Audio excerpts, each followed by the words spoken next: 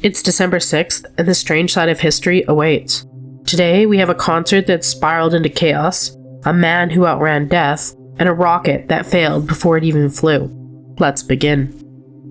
On December 6, 1969, a crowd of nearly 300,000 gathered at Altamont Speedway, drawn in by the promise of a free Rolling Stones concert. But as the winter sun dipped behind the hills, something darker began to seep into the atmosphere, and the undercurrent that veteran concertgoers would later describe as unnatural. The Hells Angels, hired as impromptu security, ringed the stage with their motorcycles. Tensions rose as with every shove, every drink poured, and every engine revved. In the crowd stood 18-year-old Meredith Hunter, dressed in a lime green suit that made him impossible to miss. Witnesses later said the colors around him seemed to blur. Moments later, Hunter raised a small handgun. Why? No one truly knows. The angels swarmed, cameras rolled, and the scene dissolved into chaos as he was stabbed and collapsed beneath the floodlights. Even today, the footage is chilling.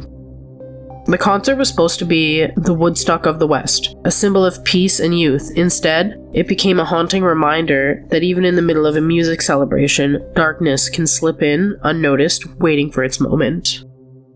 On December 6, 1917, a one-year-old boy named Douglas Snair sat on the kitchen floor in his Halifax home, playing at his mother's feet as she bathed his infant sister. It was an ordinary morning, quiet, domestic, unremarkable, and then at 9:04 a.m., the world erupted. A blast so powerful it was heard 400 miles away and tore through the city. The Halifax Explosion, the largest man-made detonation before the atomic age, shattered every window for a mile. One of them burst inwards above Douglas, sending a razor-sharp sheet of glass across his face and into his sister's bathwater. The room filled with dust, screams, and then the ringing of silence that followed the catastrophe. But Douglas survived. It was only the beginning. As he grew, disasters followed him like a shadow.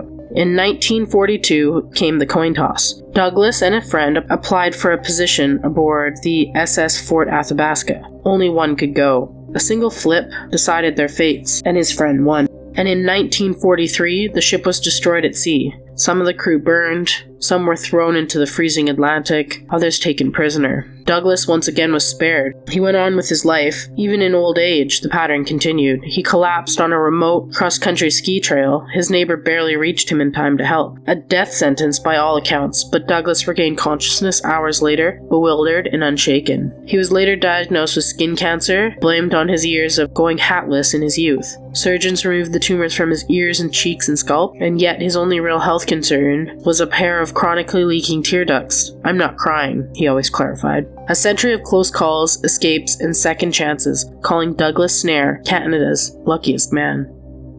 If luck had limits, Douglas never found them. It's almost as though something or someone kept nudging fate in his favor. He passed away peacefully during his 150th year, living a long, long life.